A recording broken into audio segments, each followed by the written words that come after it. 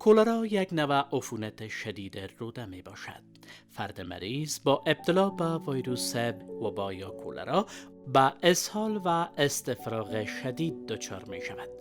از آغاز ابتلا به این ویروس تا زمان بروز علائم آن، افراد واکنش‌های متفاوت نشان می‌دهند.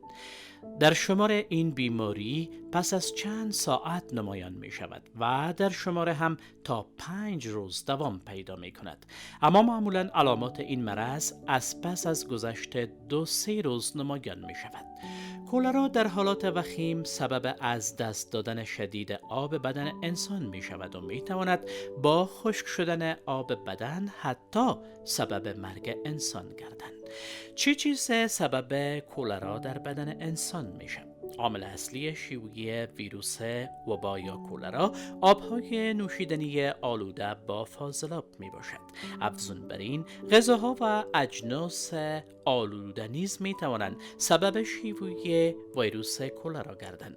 به همین دلیل نیز بیماری کولرا در شمار از کشورهای افریقایی و آسیایی بروز می کند.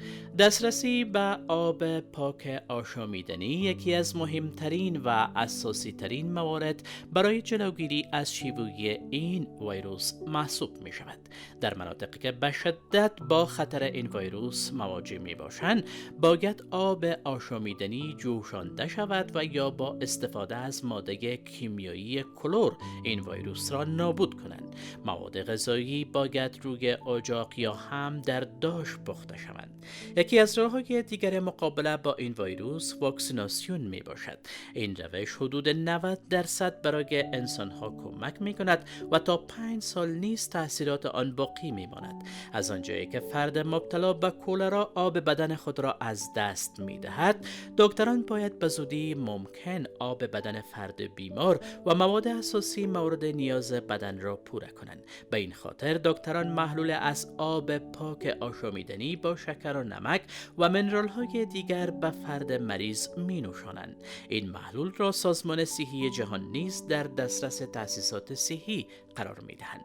در موارد شدید این مواد از طریق سیروم مستقیما به خون رسانیده می شود. علاوه بر این، افراد مبتلا به این بیماری باید قرنطین شوند تا از گسترش آن جلوگیری صورت گیرد.